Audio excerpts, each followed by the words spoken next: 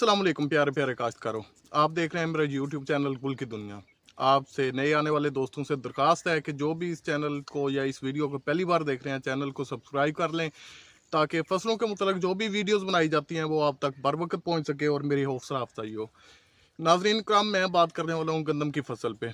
अगर आप काश्तकारों ने गंदम की फसल काश्त की हुई है तो आपको इस स्टेज पे, जिस स्टेज पे आप ये गंदम है, आपको अंदाज़ा हो चुका होगा कि जिस लेवल पे या जिस स्टेज पे, जिस मरहले पे हमारी गंदम होनी चाहिए थी, उस मरहले पे हमारी गंदम बिल्कुल भी नहीं है। इसकी वजह क्या है कि दिन दिन का टेम्परेचर बहुत ज़्यादा हाई है, रोज़ बरोज़ टेम्परेचर अप होता जा रहा है। जो टेम्परेचर हमें इस महीने फरवरी के आगाज़ में, जो टेम्परेचर हमें 18, 20 या 22 डिग्री सेंटीग्रेड पे चाहिए था, वो हमारा 25 से 30 के दरमियान में पहुंच चुका है। तो ये टेम्परेचर बढ़ना ये गंदम के लिए इंतहाई ख़तरनाक साबित हो सकता है। दूसरा, कुछ बरानी इलाके की जो काश्तकारी है, आप लोगों ने नोट किया होगा कि बरानी इलाका या चोलिस्तान, जहाँ पे पानी के वसाइल कम है।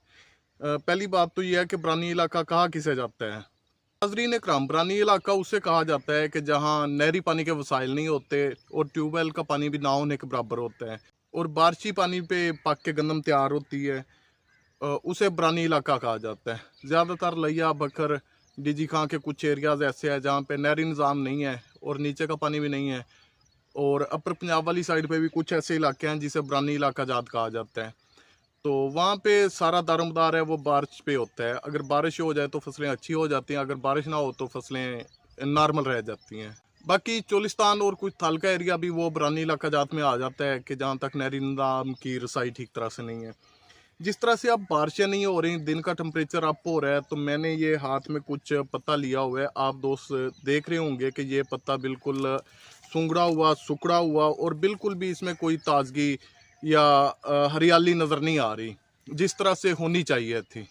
इसके अलावा जब नहरी पानी नहीं लग रहा और ऊपर से बारिशें भी नहीं हो रही, हमारा दिन का टेम्परेचर अप से अप तरीन होता जा रहा है, तो हमारा जो फ्लैग लीफ है, मींस के जो हमारा गोब का अमल है, गोब के स्टेज पे इस वक्त गंदम है, तो हमारा जो फ्लैग लीफ है, ये आपको दिखाता चलूँ कि ये है जी फ्लैग लीफ, जिसे झंडा पत्ता भी कहा जाता है।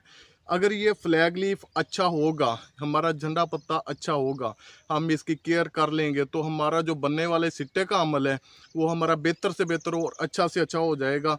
उसमें दानों की भराई ठीक से होगी। इसमें इसके साथ साथ मैं आप लोग दोस्तों को दिखाता चलूँ कि एक फ्लैग लीफ ये है, इसकी लंबाई भी अच्छी है, इसकी हेल्थ भी कतरे बेहतर है, लेकिन ये भी उस स्टेज पे नहीं है जिस स्टेज पे इसे होना चाहिए था। ये मैंने दो पौधे मैंने उठा रखे हैं हाथ में, एक का फ्लैग लीफ कदरे लंबा है और एक का फ्लैग लीफ बिल्कुल छोटा है। जो छोटा फ्लैग लीफ है वो सिट्टा भी छोटा निकालेगा, उसके सिट्टे में दानों की भराई भी कम बनेगी, दानों में जो घर बनने हैं वो भी कम बनेंगे और उसकी औसतन पैदावार या एवरेज वो भी कम आएगी।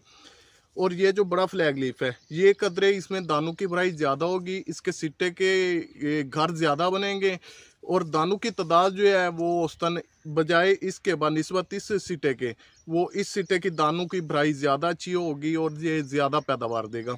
हमें चाहिए था इस स्टेज पे इस लेवल का फ्लैग लीफ या इससे भी अच्छा, जो कि पिछले सालों हमने नोट किया था कि फरवरी में बहुत अच्छा फ्लैग लीफ बना था और गंदम की एक अच्छी पैदावार हमें आई थी जो काश्तकारों ने उठाई थी। तो इसमें हमें करना क्या पड़ेगा, हमें तो इसके लिए सबसे पहली फुर्सत में हमें चाहिए ये कि हमें 3 काम करने पड़ेंगे। वो 3 काम कौन से हैं? एक तो जो फसल हम या जो गंदम हम पिछले सालों में 3 या 4 पानी पे तैयार करते थे, उसको 1 पानी एक्स्ट्रा देना होगा। अगर आपने अपनी फसल 4 पानों पे 4 पानी लगा के तैयार की है, तो आपको अपनी फसल अब 5 पानी पे तैयार करनी पड़ेगी।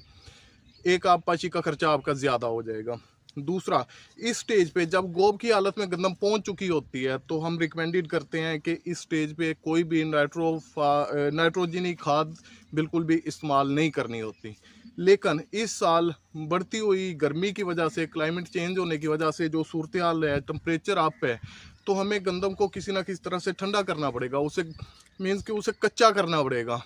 अगर इसी स्टेज पे गंदम आगे बढ़ती गई और दिन का टेम्परेचर ज़्यादा है, वो जल्दी दाने में सिटे में दाने की भराई का अमल शुरू कर देगी, तो उससे पैदावार बहुत ज़्यादा कम होने का खदशा है।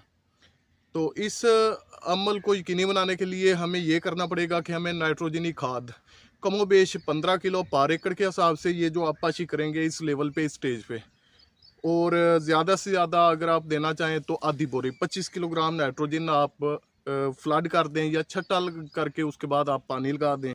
तो ये हो गए 2 काम। तीसरा काम जो एक्स्ट्रा आप लोग को करना पड़ेगा, तीसरा काम आप लोग को ये करना पड़ेगा कि कोई किसी अच्छी सी कंपनी का अमाइनो एसिड लेके आपको इसके ऊपर अपनी गंदम पे स्प्रे करना पड़ेगा। अच्छी सी कंपनी का अमाइनो एसिड लेके स्प्रे करने से जो हमारी फसल जो मैच्योरिटी की तरफ जा रही है वो थोड़ी कदरे कुनकी में आ जाएगी, बेहतर हो जाएगी, थोड़ी सी कच्ची हो जाएगी।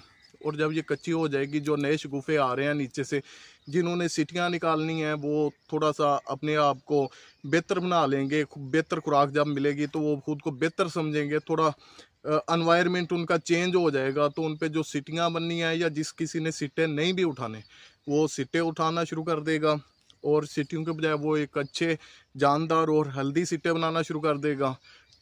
और नए बनने वाले जो शगुफे हैं वो एक सिटे में कन्वर्ट खुद को कर लेंगे। जब उन्हें ताज़ी और बनी बनाई खुराक मिलेगी तो वो खुद को बेहतर महसूस करेंगे। और जिन शगुफों ने सिटे नहीं भी उठाने, वो सिटे उठाने शुरू कर देंगे।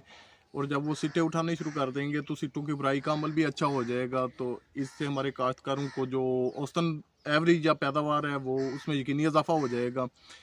तो उम्मीद है कि वीडियो की आप दोस्तों को समझ आ चुकी होगी। मिलते हैं कि नई वीडियो के साथ, तब तक अल्लाह हाफिज़।